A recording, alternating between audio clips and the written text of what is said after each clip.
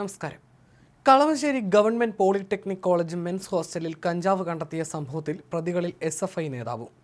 പിടിയിലായ അഭിരാജ് SFI നേതാവാണ്. SFI unit സെക്രട്ടറിയാണ് ഇയാളെന്നാണ് കോളേജ് പ്രിൻസിപ്പൽ പറഞ്ഞത്.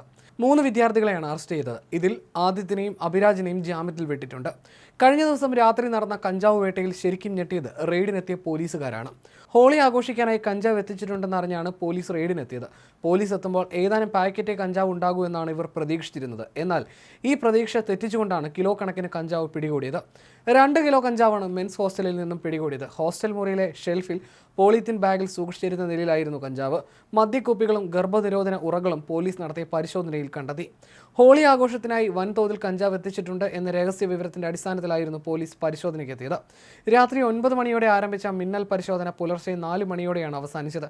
പോലീസ് നടത്തിയ പരിശോധനയ്ക്കിടെ കഞ്ചാവ് തൂക്കുന്നതിനുള്ള ത്രാസും കണ്ടെത്തിയിരുന്നു.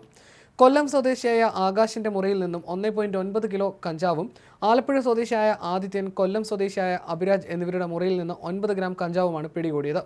3 വിദ്യാർത്ഥികളെയും പോലീസ് അറസ്റ്റ് ചെയ്യുകയായിരുന്നു. അതേസമയം 3 ആൺകുട്ടികൾ ഇവിടെ നിന്ന് ഓടി രക്ഷപ്പെട്ടു. അവർക്കായിട്ടുള്ള തെരച്ചിലും തുടരുകയാണ്. അതേസമയം ഇത്രയേറെ കഞ്ചാവ് കോളേജ് ഹോസ്റ്റലിൽ ഉണ്ടാകുമെന്ന് കരുതിയിരുന്നില്ലെന്ന് ACP മാധ്യമങ്ങളോട് പ്രതികരിച്ചു. കഞ്ചാവ് എത്തിച്ച് ആളെ തിരിച്ചറിഞ്ഞിട്ടുണ്ടെന്നും അന്വേഷണം കൂടുതൽ വ്യാപിപ്പിക്കുകയാണെന്നും പോലീസ് വ്യക്തമാക്കി.